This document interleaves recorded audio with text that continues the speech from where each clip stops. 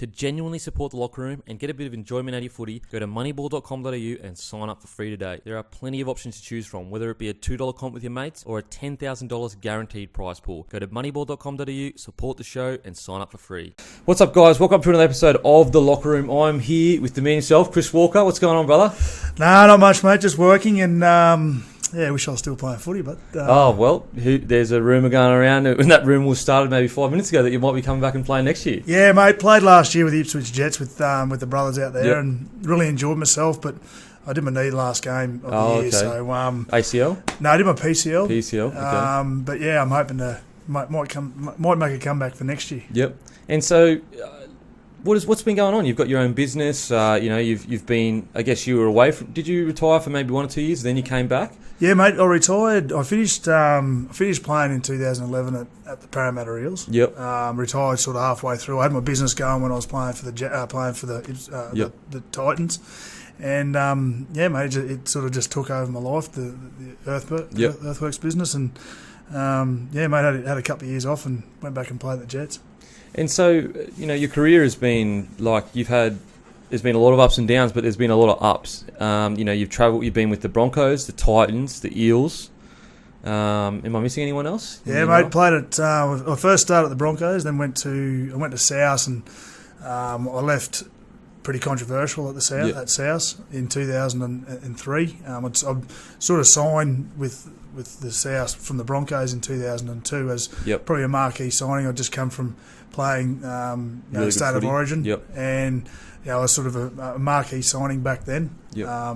And sort of things didn't work out with us and with me and South, and I left halfway through the year and signed with the Roosters, which I wasn't really aware of the rivalry between the Roosters and South. Oh, really? Back then, obviously coming from Queensland, you don't see it. Yeah, you don't see that rivalry. The rivalry up here is between the Broncos and the Cowboys. That I didn't really was privy to that.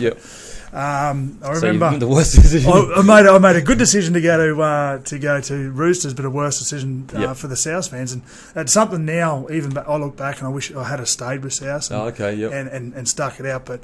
Back then they were just coming into the comp. They had 1 year, and it wasn't a real successful year. But there were some promises and some contract things that hadn't worked out between us, me and South, and that's never been brought to light. The real reason why I left. When I was at South, I was having death threats and what have you towards myself, and being a young fella coming from the country out at Toowoomba, you're not exposed to that. Far out. So are we talking as in sponsors were, or like people? No, people were actually sending in hate mail, and blokes were. It actually went to the police down in Sydney. Far out. Because it got pretty heavy there for a while. Because so you came as a marquee signing, everything's great, contractual agreements, Rabbitohs didn't push through on, like they didn't fulfil them.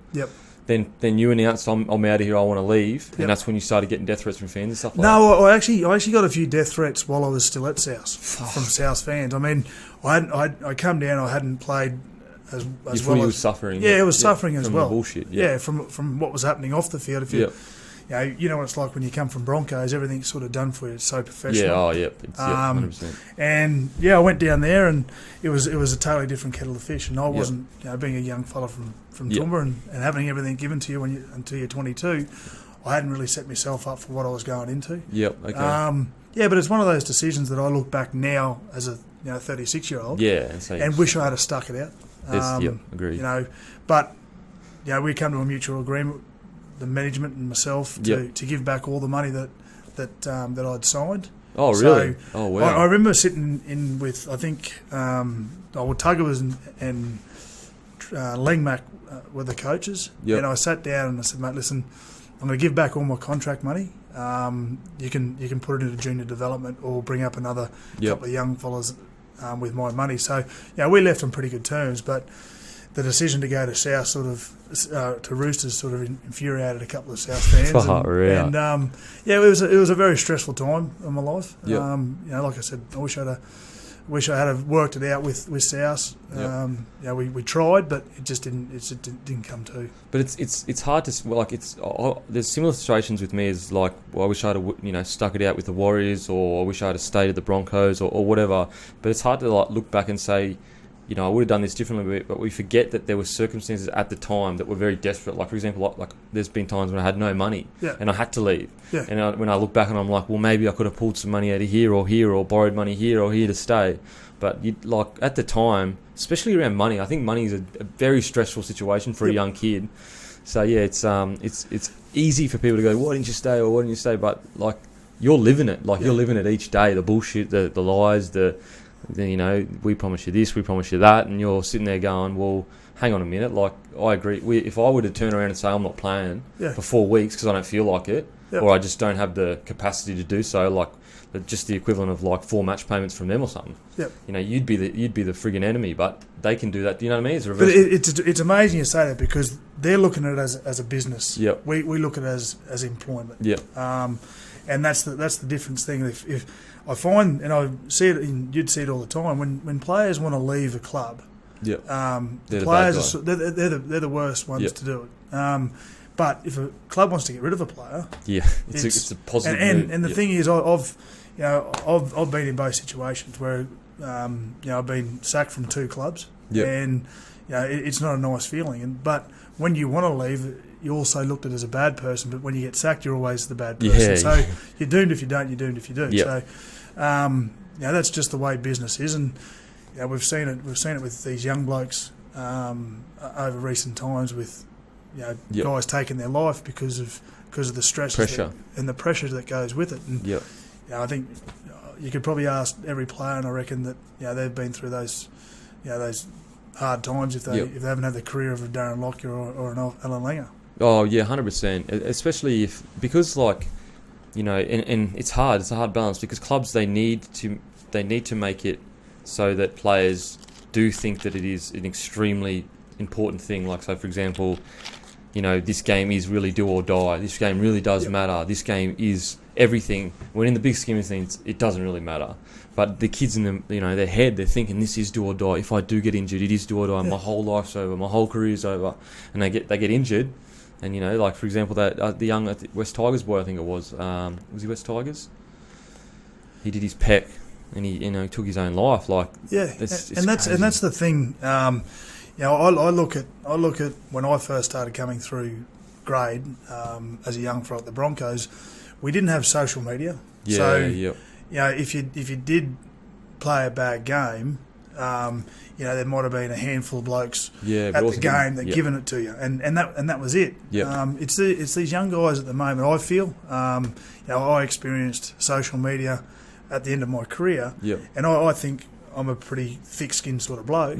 But these young kids at the moment, they play a bad game, they go home, sit on the couch, they jump on Twitter, Instagram, and Facebook, and they get smashed by every bloke who saw it on TV and every guy who's sitting in the grandstand. And even the guys that don't see it and just want to say something. They want to say something.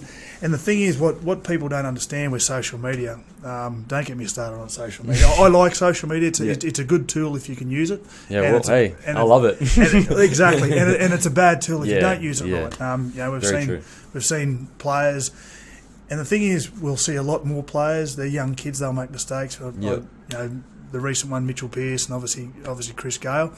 But getting back to social media, getting back to social media, these young kids these days, they're under enough pressure as it is. To be sitting at home after a loss or a bad game. Yeah, very true. Things start processing, it's and hard enough as it is. And then they start reading about what people are saying. And, you're sitting here shaking your head or agreeing with me, because we've been both through it. Oh, 100%. Like, and people, because they see you on TV or they read an article about you or whatever, they forget you become dehumanised, and you become a label to them or something that exists outside of their kind of reality. So they say things that like I mean, I remember when I think I was at the Warriors and I was getting sprayed online or whatever, and I was like, this genuinely hurts. Like, this genuinely, like I get it. I can completely understand. Even if someone says it rationally and it's like, maybe there's something going wrong, but he's playing terrible. You're still like, fuck, that's so, like, you know what I mean? So just imagine, like, I totally agree with you. It's amazing, because we're all men and we think that we're this big and tough Yeah, interior and exterior, but Yeah. 99.9% of blokes I know are soft, gentlemen, and regardless of some guys have the knack of being able to block out the worst things said to them, and it doesn't matter. But there's a lot of more than often that most blokes sort of 100%. get a little bit hurt by it, and you can say that it's not going to hurt or it doesn't hurt, but subconsciously it's there. And I think it's that weird biology of like, it's in a computer, but because you're reading the words and your brain processes them as if they've been said to you, so you take them as face value of what someone being actually saying to you. So exactly. Mate, it's crazy. But for example, there's people like most people have been extremely positive with this show. Yep. But there's one or two that will say things and I'll just be like itching not to reply. I'll be like, I shouldn't reply. It's so stupid, and I'll just try my hardest not to. But sometimes you just can't help yourself. That's it. But back to your career, brother. What a career! Like Brisbane, South, Roosters, Eels, Titans. You've played some amazing footy. I mean, I remember watching you while I was coming kind of when I was like 16 towards 18, and a lot of the way you played, I would kind of mould my game on in like when I was about 17, really starting to play footy because we're very similar in you're probably a bit bigger than me, but quick and smaller wingers that were quick and whatever. So like, were you always a footy player, or was it something that came to you later on? Mate, well, obviously, I've got two older brothers, one younger brother, and mate, coming from four boys in the family, It's going to be footy boys. It's going to be footy boys, and mate, I think we're pretty much doomed to play football. Dad was a very good football player in his day, and my mum, her brother played Queensland Union. So it was in the family. It was in the blood from mum's Both line sides. and dad's line. So I remember as a kid, 2-3-year-old, the biggest highlight for me each week was going to watch Dad play football, and then go in the sheds after the game and drink the Steminade. Because back then it was Steminade, it wasn't Powerade, it was Steminade. So we're always going to be football players. Okay. And, we lived in Toowoomba out, on a bit of property. And was it easy living, or was it mate, normal? It was very hard for Mum and Dad. Yep. I can say that because having four boys all play cricket, a lot football, of money, golf, touch. We're always in state teams, we're always in rep teams. I feel you 100%. And Mum and Dad, to their credit, we never really went without. We're always supported with Mum and Dad. And growing up, like I said, outside of Toowoomba with a bit of acreage, and we never had a TV for 12 years. Oh wow! So we grew up without a TV, which was good and bad. No, which was unreal. Because you get home from school and first thing you do is either play football in winter or cricket in the summer. So we're always destined to try and make it into the big ground. So did you play? Like, did you do any athletics, or was it just? I represented. Pretty quick. I didn't really get too fast until I was about 14, 15. So I was mid-range, sort of at the top. Yep. But then something happened. I'd gone from being a lock. Up until I was under 15s, and then my first football coach at school put me in the centres, and I made Australian schoolboys when I was 16 in the Opens. Oh wow! So I think that at that time there was only myself, Julian O'Neill, and Owen Craigie that had ever been 16 to make the Opens Australian team. That's crazy. And then things just happened from there, and I forgot how to tackle, and they didn't put me back in the forwards. I forgot how to tackle. Oh, mate, I thought defence was the thing that went around my house. I was all, what it was like. I was all about attack. If you can score more tries than you let in, sweet. No worries. Actually, Wayne used to always say to me, mate, I don't care if you score 3, just don't let in 4. So I used to score 3 and let in 2. So he was happy. No, but he was good. Wayne was unreal for my career. Yeah, so, when was your debut and how did that all come about? With Wayne, did Wayne kind of scout you, or was it Cyril Connell, or was it, how did that all come about being, picked up by the Broncos?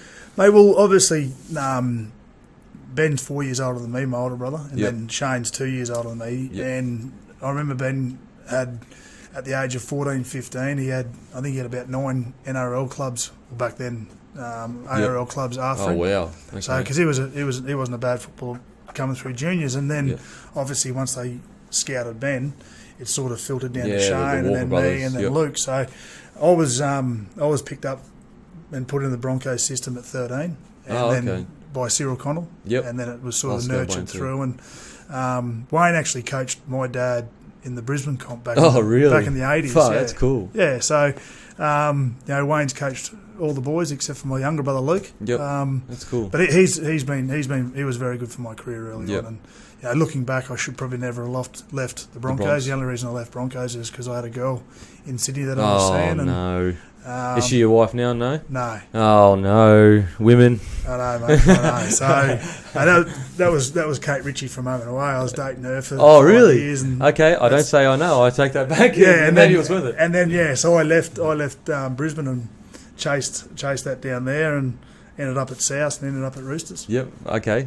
So you won a premiership at Brisbane in 2000? No, I never won a premiership. I lost two. No way. Yeah, I lost two premierships in 2003 and 2004. Were you a part of the squad in 2000, though?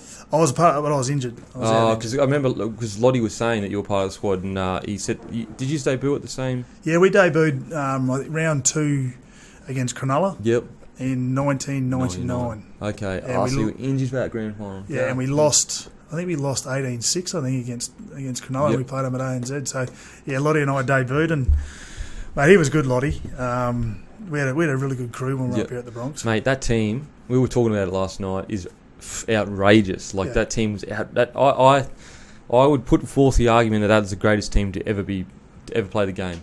Greatest club team. Yeah, it was good, mate. We had Lockie, we had Elf, Kevy, Shane Webke, Petro. Gordon Tallis, Wendell Saylor. Oh, my God. Petro.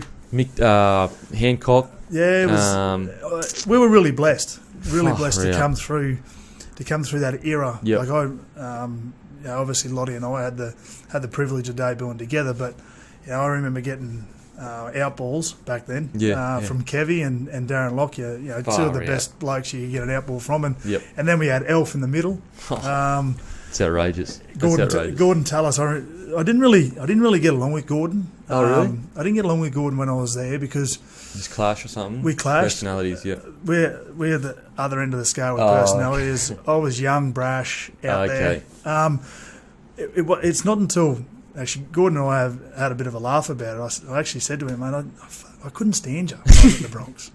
And he said, why? And I said, because I'd be hanging around guys like Wendell and Lottie who were out there and outspoken, and you were the sort of the placid one and trying to keep everyone in line. Yeah, like respectful, kind of, not respect, you know what I mean, but that kind of old-fashioned... That's way, but I did say to him that playing with Gordon was like going to the playground with your older brother because you felt protected. Yeah, that's very true. You felt when you're out there playing, if there was an opposition centre or an opposition forward trying to rough you up, because you're only 19, 18, people think they can get it over you. Yep. You always had Gordon to look to. Yep. I remember playing in a game and Ash Harrison had just come into grade, and he was only 18. Yep. And one of the forwards give it to Ash. Give it to him. And Gordon, you could just see the eyes roll back, and you think to yourself, "Oh, mate, I feel sorry for you, mate." And I think Gordon just bashed him for the rest of the game. And I think Ash has been pretty grateful ever since. Do you think that's missing from the game a bit? That definitely. Kind of aggression, the masculinity of that kind of. I mean, you could construe it as being, negative, as in that fighting or whatever. But that aggression, I think, is missing from the game. Yeah, definitely. I think you take away a good old fisticuff in a game. That sort of aggression comes from here, sort of comes back down to here, because blokes don't want to step over that line and let their other team. And also, like it's actually better. It's better for the little fellas because they know it's never going to go over that cap. Yeah. So you can just niggle. And you see the best exponent of it is Michael Ennis. Yeah. He knows that now, when he was playing, that he could go out there and niggle all he wanted. Yeah, and know that he's not going to cop one across the chin. And there's probably 99. There's probably some of his own players that want to give him an uppercut. Actually, he's not a bad bloke. I was about to say it's funny because he gets Ennis to menace, but in person he's a stand-up bloke, very honest, kind, nice, respectful. But he's just a menace on the field. Oh yeah, that's mixed. Makeup, you can't coach that out of him. That's what he's done. It's all his his competitiveness life. too. We talked about it before about you meet players that you see on the TV or you play against that you don't know, and you go, oh jeez, I hate that fucking bloke. You go, I hate him, I can't stand him. But then you catch up with him at a social level, and you walk away and you go, I've done it a couple of times, and I know a couple of people have done it with me as well. They walk back and go, "You're not actually a bad Yeah, bloke. you're actually just normal. Normal dude." Yeah. You're like, "What do you think? I'm a monster?" Yeah, You yeah. know? Yeah, oh, mate, I 100% agree. The amount of time, like, because you're seeing them at the most aggressive state, like, you're seeing them, they're doing anything to win, they've been told they need to do anything to win, and you're just you're in their way. Yeah. And then you've got the media as well that are going to position them in certain ways. So, yeah, 100% agree. Since starting this show, as I was saying earlier, it's been amazing how many guys have actually just said, yeah, of course I'll come and help you out. When before I was like, there's no way I'm going to get help from random guys, right? Yeah. Like yourself, like message you, ask you come on, yeah, of course I'll come out. It's a credit to the community. I think rugby league gets a pretty bad rap when if you took the numbers of the things that go wrong in footy and you compare them to just young men in Australia, I think you'd find that footy numbers are quite lower than young men in Australia stuff. Oh, definitely. I mean, the only reason we get a bad rap is because a Daily Telegraph or a Courier Mail needs to sell papers. Yeah. And they're not going to go sell papers about Denham kept going to the Royal Children's Hospital to see sick kids. Yeah, yeah. And that's not going to sell papers. They're going to sell papers about you going out and on a bender or telling someone to fuck off. Yeah, very true. Very true. That's unfortunately that's the way that we've gone. And I follow Russell Wilson. He's the quarterback for the Seattle Seahawks. Yeah, and I follow him on social media. And every single post that he's in is at a kid's hospital helping a kid. Him and his Mrs. Sia helping kids out. Yeah, you don't hear about Russell Wilson, doing all that because it's not. Yeah. It's not really newsworthy. It is to a certain degree, and it's so good that he does. But you see other guys like we talk about Mitchell Pearce. Sells papers, and the thing is, Chris Gale's another example. Female journalists have done it in the past, and there's been no scrutiny over it. But a cricketer. Well-known cricketer does it, and everyone jumps up and down and creates a song and dance about it. Yeah, so it's sexual harassment, and she's just this poor damsel in distress that can't take care of the situation. She handled the situation perfectly. I thought she was a real star. I thought she was more of a star than Chris Gale. Yeah, that's what I was going to say. Is like I feel personally that whole situation disrespected her, because what we're saying is that she can't handle herself and she needs Australian society to step in for her and back her up and chaperone her into society. Like, we'll support you and take care of you. If anyone is you know what I understand is, okay, let's say she did feel uncomfortable. Let's say she did. So just because the tone is sexual and she feels uncomfortable, that's a negative thing. What if he said something politically that made her feel uncomfortable? Would we have the same outrage? No, we wouldn't care. No. But because it's sexual, because the boy-girl thing, sexual, and the women, women want equal positions in power, which I'm all for. Yeah, but equal positions would be she can handle it herself. And I thought she would, like, mate. If Chris Gale said that to me, I would have been blushing. But I didn't think she blushed. I thought she was actually she handled it fantastic. She was cooler than him, and he's one cool dude. Exactly. He was the one giggling awkwardly, and she just fully controlled it. She was like, whatever. Just shut him down. I thought it was perfect. Yeah, and I think we've actually, as a society, disrespected her by saying, come on, we'll help you out. We need to step in and be like, that's wrong. Don't do that ever again, Gal. If she thinks it's wrong, she can take it up with the board or whatever and be like, yes, I want him to be fined. I also think that she saw the funny side. That if she would have stepped back, it was a bit of a hit to her. Yeah. But then she handled it perfect. Then she would have walked into the dressing room or walked into the commentary box and went, how funny was that? Yeah, have a laugh and just boost her profile. And don't get me wrong, you don't want guys just constantly hitting on chicks on TV. Definitely. But come on, it wasn't $10,000. The thing is, are they going to? I'm a bit of a fan of this. I'm a celebrity. Get me out of here. Yeah. I know, just for Shane Warne. I reckon he's unreal. I reckon he's awesome. He wouldn't last. But the thing is, I say to other people, like a few of the boys the other day, Warney would never last in this generation. Yeah. Because social media, he would be gone. Can you imagine the things that he did back in the That's day? Right. If he did them today, and yet he's an Australian icon. Yeah. But if he was the same bloke he was back then, today he'd be a sexist pig, a chauvinist. Well, the thing is, he's in trouble. Getting back to Shane Warne, but that Julia Morris who hosts the show with that doctor, that big, good-looking bloke, she's always hitting on him as a G-up. No one's blown up about that. Getting back to the sexist thing, but getting back to Warney, he throws out a tweet to some chick in the UK, and he's looked as a sexist pig and all that sort of stuff. People got to start lightening up a bit. I think there's too many people out there that take themselves way too seriously. And also, when you use those cases as cases of this is sexual harassment, you're lightening real sexual harassment. Yep. Like, so really girls that really are getting sexual harassed, like girls that are getting their asses smacked in a club or whatever, that's sexual harassment. Yep. You know, like not some bloke going, hey, I think you're really hot, would love to meet up, or would like, you know what I mean? Like, it's just, so all you're doing is diluting how powerful saying that was sexual harassment is. It's like, you know, but anyway, fuck, we'll get too political here. Fucking head. Back to your career. Subject, Back to your career. Okay, so you didn't win a premiership. Did you lose you lost in the finals with the Roosters? Lost in 03 against Penrith. Okay. We went in there raging favourites. And Luke Pritters carved us up. He got man of the match. Was that Scotty Sattler's tackle? And then Scotty Sattler did the tackle on Skinny Byrne down the sideline. Yep. But to Skinny's defence, I didn't think he had much anywhere to go. Satch just got him on that angle. And, you can't take anything away from that tackle. But the effort, it was just. I think it was more the effort that was like amazing. This friggin' having a lock forward run down a winger. Yeah. And then we lost the grand final in 04 against the Bulldogs. Yep. The following year, so. Mate, we had a really good team. You were playing with like Freddie Fittler and stuff like that. Yeah, I played with Freddie. As a gun side. And we had a gun side then. Like, we had Brad Fittler, Luke Ricketson, Craig Fitzgibbon, Craig Wing. Can you confirm or deny Brad Fittler's, he said that when you went to North Queensland, if you lost, you weren't allowed to go out?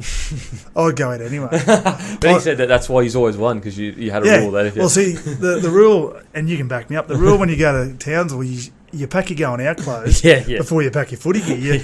You're too busy packing, what am I going to wear? What am I going to wear to the spot of the Mag Cow? And what am I going to spare to Bullwinkle? What am I going to wear to Bullwinkles? And then you think, oh, shit, I've got a footy game. On Saturday night.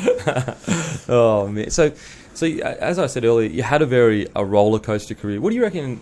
You're clearly not a bad guy and you're not a bad bloke, but you had a roller coaster career of, off-field dramas and all kind of stuff. What do you reckon it was? Do you reckon it was a bit of just young and dumb? Alcohol. Or, alcohol. Okay, yeah. Alcohol it was. Alcohol. I love a drink more than anyone, but my brothers can handle their drink. I just can't handle my drink. To genuinely support the locker room and get a bit of enjoyment out of your footy, go to moneyball.com.au and sign up for free today. There are plenty of options to choose from, whether it be a $2 comp with your mates or a $10,000 guaranteed prize pool. Go to moneyball.com.au, support the show, and sign up for free. Oh yeah, I remember in 2002 we won the State of Origin series, and Wayne said, "Listen, we're going down to play." Newcastle Knights on the Friday night. He said all you could do is have a solid game and you'll be picked for the Australian team. Yep. Probably the worst thing Wayne could have said to me in my whole career. Because I went out there and I played a bloke by the name of Matt Gidley, and he absolutely schooled the shit out of me. I think they scored about 4 tries down our side, but Wendell and I had been out for 2 nights after winning the State of Origin series, so football was probably the last thing on my mind. But that's probably one of the worst things Wayne ever said to me. He said, "Listen, all you got to do is go there and play a solid game. They're going to pick you on Sunday for the Australian team." And I played the worst game. Shocker, far out. Okay, so earlier you said Kate Ritchie. What was it like dating a celebrity? Like mate, it was really, really, really tough. Really? Okay, it's bad. It was really tough for me. Okay. I'd met her when I was up here. We'd spend a lot of time sort of courting each other. Yep. When I was at the Broncos, and made a decision, like I said earlier, to move to South. And like I said, I left Broncos for all the wrong reasons, to chase what was chase down chase the tail. And mate, you're in the spotlight a little bit when you're playing football, but once you date another person who is huge. Yep. Like, she's a pretty popular girl, not just in Australia but all around the world with home and away. It just magnified things for myself. In her past, she did some wrong things, and a bloke videotaped her. Oh, okay. With whatever. But as a young fellow having feelings for her and being out, the worst thing is playing on the wing. You're near the grandstand. Oh, you can hear people. You hear people all the time, and for a person that you cared about, and they're yelling out, obscene things to you. Yeah. Like we told before, you could be the strongest and most you know, you can have the strongest or the thickest skin. Yeah, but it's going to It's going to get in there. It's going to get in there. And, you know, for 80 minutes you're hearing it. Oh, mate. You know, I'd walk off the field. I'd be a mess mentally. Far out. But yeah, no, mate, it was a very, very trying. Oh, not trying time. It was very, you know, you've been thrust into being known everywhere because you're walking down the street with her. Yep. Now that's sort of a big thing for a young kid to try and comprehend. And what would you say, you know, you came through a generation of footy that was a bit, you know, you could have a bit more fun and you weren't constantly filming stuff. What would you say a crazy memory that you can remember that stands out as the good old days? Like, you know, they were the good old days when you could do this or that and just whatever. It sort of all changed for me. It was sort of the whole dynamic of media or journo against a football player for me changed in 2004 when the Bulldogs got done for the rape charges at Coffs Harbour. Because up until then, you know, you'd be at a bar or you'd be at a nightclub and, you know, you'd be doing some, you know, might do a nudie run through there or stand at the bar and drinking. Can you tell us any funny nudie runs? Oh, I just remember being at City Rowers when I was at the Broncos. You know, 4 or 5 of us, first graders, sitting there drinking at the bar, either nude or just in our jocks. Let's walk away a second. Walk us through that. But the funny thing is, instead of back then, there was no such thing as iPhones or phones with cameras. Yeah, you'd look over, there'd be people laughing everywhere at you because it was a joke. It was funny. And the thing is, half the people laughing at you were journos. They were laughing with you, having a great old time. But then I think in 2004, when everything changed, when they realised that, you know, drama sells papers, it all changed because, you know, instead of laughing at you, you know, they got the cameras out filming you. They're trying to get their job and trying to get. You know, you look at Mitchell Pearce. We go back to Mitchell Pearce's thing just recently. Like that young kid. You know, there's talk of this young kid getting $60,000 for selling that video. Now, for me, the goose of that night, it wasn't Mitchell Pearce. It was his bloke trying to set him up, you know, asking his name, asking for his middle name. I just think that, you know, Mitchell Pearce was intoxicated and he didn't know what was going on and he was filmed unwillingly. I think the goose of the night is the kid behind the camera. And it's also the trend that he knew that he could sell that for a lot of money. Like, what are we doing as a society where we're saying, if you can film someone doing something fucked, we'll give you this amount of money. Like, what are we saying there? What are we saying to these young blokes that are, you know, whether it be soccer, league, union, AFL, you can't go out and have a good time because, you know, there's a small chance there might be someone with a sinister view of you, trying to get you and ruin your life. Mate, it's crazy. I think it is crazy, Denham. I don't know where the world's coming to, and I'd hate to think when my young fella starts playing footy, you know, I hate to see the ramifications of doing something silly. And it just, like, it sterilises everything. Like, I mean, who's a character in the game now? Like, no, there's no one. There's literally, like, no one. But in saying that, I know plenty of characters, like, as in... they keep it inside because they don't want to... They don't want to, you know, step on any toes. You know, their club's telling them, don't do any, you know, this, that, you know, because the club's trying to protect themselves as well, so they're in a shit spot. Like, I mean, I'm sure the club would love them to be characters because it just means more sales. But they know that they're going to get crucified for for whatever they do. And the funny thing is, like, we're talking about characters. I put myself in that character. I thought I was a bit of a character of the game. You know, when Willie Mason retires, I think, you know, he's going to be the really last character in the game. Yeah, pretty much. He just speaks his mind and doesn't really care about the consequences because he's just living his life. He's not being a robot. Yep, definitely. And take us back to that nudie run. I mean, the nudie run. The nude stories. The nude stories. Oh, mate, there's that many of them. I couldn't pick one, but I remember being at City Rowers and just acting rogue, and you know, everyone laughing and having a good time. There wasn't cameras out filming it. It was. Yeah, journos were there laughing at us. That's crazy. And some of the journos would join in. Really? Wow. Mate, you bit of dirt there, eh? Oh, mate. Mate, there's some... I've got some other stories, but I don't know if we can film it on there. But. Hey, I'm willing to. It's just whether you're willing to. What was I going to say? Also, the Origin... You've seen the Origin video with Walkers On, Walkers On? Is that funny for you, or mate? It was funny, but it's annoying now. Oh, really? And I reckon if I had $1 for every time someone yelled out to me, "Walkers on!" Oh, it's everywhere. You know, you go to the footy matches, you go down the street, you're driving the car, smashed. and you just get smashed. Oh man, okay. But the thing is, for me, it's a compliment because you know, they'd obviously done their homework on me. So and you're clearly a threat. I was a threat. So some people say that I wasn't a threat. They were just letting them know that I was on to run at me. But you're on the wing, weren't you? Yeah, no, it's a joke. Oh, okay. Yeah, no, that for me, it's a bit of a string in the bow. Walkers on. You hear it. When you're pissed, walkers on. Oh yeah, I'm always on for a drink. Don't worry about that. But you hear it and you go, yeah, that's it's a pretty nice thing to be remembered by. Yep. And what's something that you remember footy wise that has been like crazy? For example, Fittler was telling a story how one of the guys unscrewed a screw pin in his hand so he could play the game that weekend. Is there any memories you have of, like, I don't know, Webke or Petro or yourself doing something crazy to get I remember we played Melbourne Storm down in Melbourne. Yep. And there was a guy, Bumper Farrell. He used to play for Melbourne, and when he used to run in, he used to drop his head. He used to lead with his head, which is dangerous. That's so dangerous. The first tackle of the game, Petro wound him up and broke his arm. Broke his arm here. Kept on playing. Wayne, after about 18 minutes, said, listen, get him off. Yep. So the doctor and the physio and the trainers got Petro off unwillingly. He didn't want to come off. He didn't want to let the team down. And this is the character that Petro is. I remember coming off. He came off, and I was on the bench. Yep. And they were talking about it. And every time the doctor touched his arm, Petro would wince. Yep. Just wince back, and he'd be like, "Oh, mate," and Petro being Petro said, listen, it's just a cork, don't worry about it, strap it up and go back out. And I remember the trainer saying, no, Wayne's not letting you back on. He said, no, let me back on. It's only a cork, it'll be right. I'll just just strap it up and we'll go from there. Yep. And the trainer said, right, Wayne said if you can do 10 push-ups, you can go back on.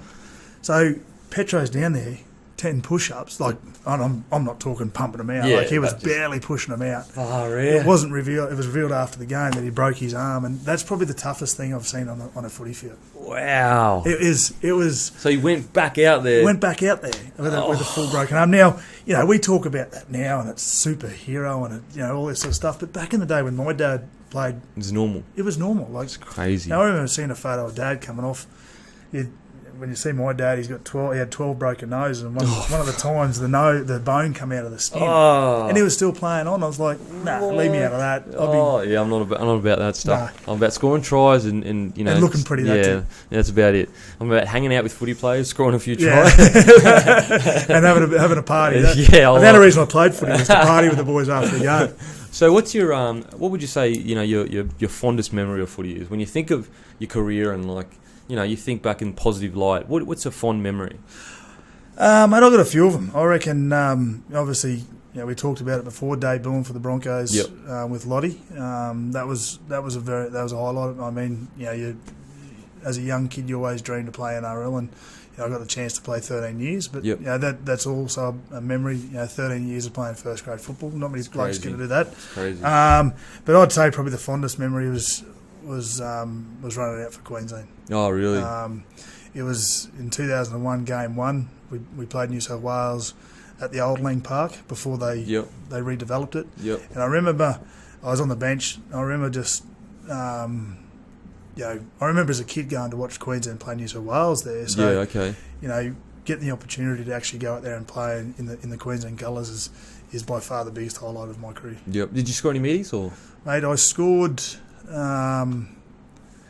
In 2000, I did. I scored four tries in that series. Far out, 4 tries in the series. Yeah. Fuck, you could find the line. Yeah. You could find the line.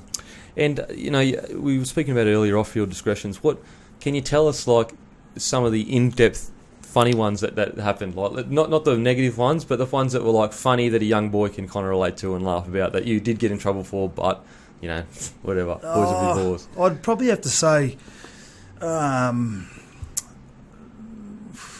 Jesus, I remember being locked up in Townsville. Worst place to be locked up. Worst place to be locked up. There was a young fellow we played reserve. I played reserve grade, and there was a young guy in the other team, the opposition team. He was just mouthing off at me in the taxi because I was going home, and I was like, "What's going on here?" So you were nearly home. I was nearly home, and then he come over and he started swinging. So we ended up getting into a fight, but. So from the other side? Yes. Like the other team? Yeah, the other team. He was spraying you? Yeah, he was spraying me. What's going on? I was like, mate, leave it on the footy field. And then we end up punching on, and I think, I got locked up. And then were you locked up together? No, I think they might have even let him go. I got locked up. Well, so you flogged him then? Yeah. He was on the ground. And then I remember shouldn't talk about it, but I remember my shirt was ripped, so I had no shirt, and I remember getting to the airport, and Stephen Roof come out and met me in the taxi. Yeah. I had no shirt. Oh, fuck. Face looking Terrible. I was all bloodshot and whatnot, and he came and gave me a shirt, and then walked inside, and Kamal was there, so we ended up having a big chat with Kamal. Oh, what? Yeah, mate. How weird that? Yeah. What a friggin' end to the story. You've been like all rattled and you get to see Kamal. So, going forward, like, you know, do you wish that, not wish, but is there hope to stay part of the game? Because it seems like you have a love for the game. You can't seem to get away from it. You know, you might retire, you come back, you keep thinking about coming back. So it seems like you do have a love for the game. Is there some kind of capacity that you want to stay in the game, or? Yeah, definitely. I look at the standard and what Ben and Shane, my two brothers, are doing out there at Ipswich, and obviously had the pleasure of playing in the grand final and winning it last year against Newcastle. So, you know, just even being around the boys again on Saturday night at the trials, I think there definitely is a spot for me. Back in being involved in rugby league. I love the game, and it's provided so much for me and my family. And so, what was it like with, you know, your brother being coaches and creating a whole new kind of brand of footy? What was that like? Is it cool to be part of? Mate, that brand of footy we've been playing in our backyard ever since we were kids. Oh, okay. You know, so really? So they haven't recreated the wheel. It's just something that, you know, I think there's been too many teams in the NRL, and obviously what happens on the NRL, it just filters down to state league, and then filters down to club football, and then into juniors. I think that there's too much emphasis on structure with rugby league at the moment, and I think there's too many coaches that are trying to coach rugby league out of players. You know, it's you know, when I was a kid and you were a kid, you know, it was play football, it was play what's in front of you. Mine was eat pizza and play soccer because I was a little. Well, I was footy and cricket. Forget the pizza. Looks like I've been eating pizza. No, but I think there's too many coaches that coach football out of players. Yeah, I know what you mean. I definitely know what you mean. It's all structure. You've got to be here in a certain tackling. You've got to get to this rail or this side of the field on this tackle. But you know, I feel sorry for these young fellas, these young playmakers who see something in front of them where they can go, but they can't because the coach tells them to be there. And if they don't do it, well, then the video session on the Monday and Tuesday, they're getting a spray from the coach. Right, we've got some fan questions, and then we'll get you out of here. 7 minutes. Rightio. What were you thinking when you dropped the ball over the line against Penrith? I didn't even remember this part. Oh, mate, we were... walk us through the whole play, because we might get the video up and we'll get you talking over it. The whole play, we were playing Penrith, and I'd made a break from about 40, I'll say 80. No, from about 40 or 50 metres out, stepped the fullback, went through, had about 20 metres to run to the line, and there was a guy on the other side of Penrith. His name was Robbie Beckett. Now, Robbie Beckett was a flyer. He was quick. And I remember, you know, the goalposts are there, and I've sort of gone behind the goalpost, and I had the finger up, glaring like this to the crowd. No. We'd play. There was about probably 40,000 at ANZ Stadium. I'm glaring up, whipping up, looking around. As I've looked around that way, I've got to the goalpost, and as I've gone to put the ball down, Robbie Beckett's come from that angle, behind the goalpost, and it's almost like he scared me, and I've dropped the ball straight down, and I've looked at the ref, and they just brought the video ref in. No. And I looked at the ref, and I was like, try, like, celebrate with the boys, and I looked back at the ref, and he's gone like that. Here we go. Was your heart? My heart was bound, and then I end up scoring about 10 minutes later, and I put it down. Did you win? Yeah, we beat Penrith. We actually flogged them, and I think back then B105 actually tributed a day to me. Oh, really? Yeah, of fuck ups. So. Far out. Yeah, I guess we could talk about your main inspiration for the footy style with the Jets. Like, maybe, you spoke about this before, but maybe tell us, let's talk about being a kid in the backyard and developing that brand of footy, with your brothers. Like, take us all the way down memory lane. It'd be interesting. Like I said to you, Ben and Shane have seen what coaches are doing to players. Yep. There's been players that have gone from other teams into the Jets, and they say, listen, we're going to play this brand of football, and they're like, oh no, we're not allowed to throw the ball around, we're not allowed to offload, we're not allowed to. It's almost like we have fun. The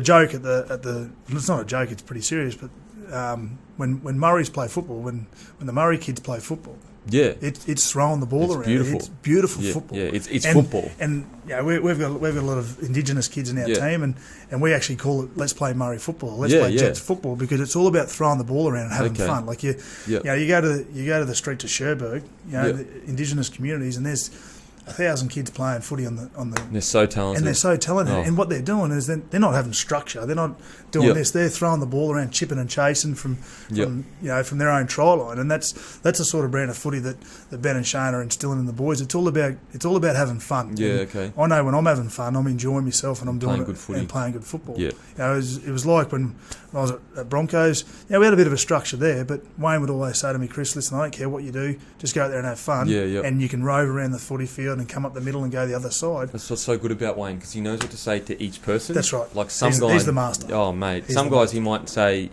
look, just complete the sets and do this, and that's what that guy needs to hear. But then the other guy, for yourself, you need to hear just have fun. Yeah. And then you won't make the error. You won't. No. It's crazy. He's so good at it. He's so good at it. Do you think your coaching style has a place in the NRL, or is it fitness definitely. and speed much an obstacle? Definitely, it's coaches in the NRL have got the beauty of coaching blokes 6 days, 5 days a week. Yeah. We're out the Jets. We do 2 days a week, really? and the boys pick it up straight away. Yep. So you throw that into the mix of 4 days, 5 days, everyday training. Yep. Blokes going to pick it up really quick, and guys in the NRL are in there for a reason. They got great skill and they got talent. Yep. You throw that into the mix, and they're always going to pick it up, and it will work. Yep.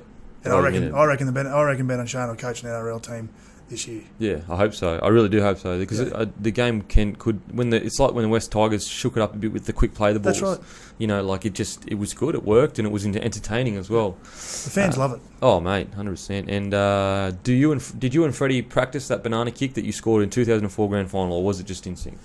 Walk us through that play. It was a bit of instinct. I remember coming there in 03, and Brett Mullins had just been there in 02, and he was the master at getting those balls kicked back to him, and the call was Mullows.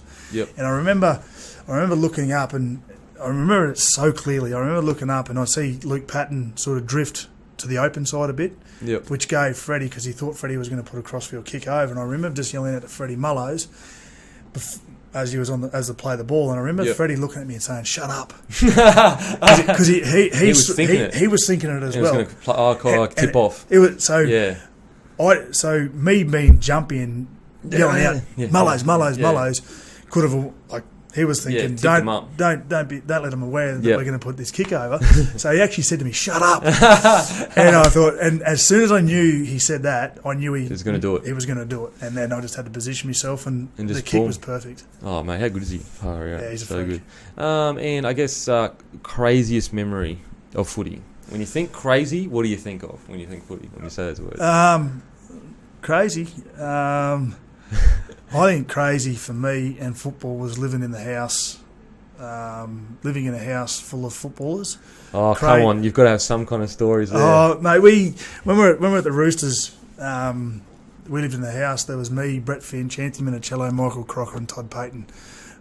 We all lived in a 5-bedroom mansion. Oh no! Bondi Beach. No. Oh no! And that's probably, we'll leave it there. No, I'll go into some few stories, but for me, the crazy wasn't on the field. Crazy was off the field.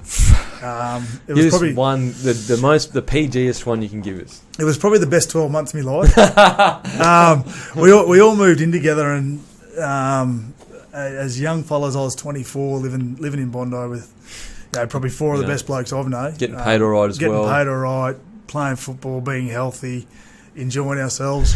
But our weekends at the House of Grouse, because it was called the House of Grouse. We used to do a bit of a segment on the Today Show, not Today Show, the Today FM on Monday morning, because they want to know what happened at the house. Okay. But our weekends would consist of, I think back in 04, I think we played 13 Friday night games out of the possible out of the first 16 games. So our weekends would consist of play football Friday, go out Friday night, get back on the drink Saturday, go out Saturday night, come home Sunday morning, get back on the drink Sunday afternoon, get up at 6 o'clock, get in the car and go to training. Oh my god, there would be some crazy stories. And if those walls could talk, they're still haunted. Someone living in there right now. Someone's living in there with our ghosts at the moment. So, I'd hate to live at 64 Maruvi Road, North Bondi. Biggest prank you've put on each other? And any pranks? No, we weren't really pranksters at the Roosters. I'll tell you a prank the boys put on me living together. Darius, I was living with a few of the Broncos boys, and they hid my keys for 3 days. And so I was looking for them 3 days. They were pretending like, oh, I don't know, man. Like, and they were pretending to even help me look, and I had stuff to do. Like 3 days without my keys, and like, anyway, so they hid my keys, and then like, so when I called the guy out, the guy came out, unlocked it. And as I'm out there, finally got the car and like looking at the keys. There's no keys in there. He leaves, and they start egging me while I'm out there looking for my keys. That's a good prank. That's just fucking bullshit. That's a cracker. I'm getting smashed with my keys are lost. I can't speak to anyone, see anyone. I can't go anywhere. I'm a grown man. And then when I go to find them, I get egged. Yeah. And then a day later, they go, "Oh, we found them. They were under this rah rah." Yeah. I'm like, oh my god. Meanwhile, they've shifted them around all the time. Yeah, they were just like, they just knew where they were. They never admitted it, but like, come on, like all of a sudden you found them, and I got egged when I was out there, and I'll live with you. So that's a good prank. Oh, far out. There's some more stories, but yeah, we'll leave them. Yeah, leave young them fellas living together. Oh, bro. All right, thanks so much for coming on, brother. No, mate, it's been an absolute pleasure. I love the work you're doing, mate. Thanks, man. It's unreal, and can't wait to follow some more interviews. Yeah, well, I'll have to get you back on sometime eventually down the track when I come back to Queensland. I'll give you a call, get you back on. Beautiful, mate. Thanks for having me. Thank you. To genuinely support the locker room and get a bit of enjoyment out of your footy, go to moneyball.com.au and sign up for free today. There are plenty of options to choose from, whether it be a $2 comp with your mates or a $10,000 guaranteed prize pool. Go to moneyball.com.au, support the show, and sign up for free.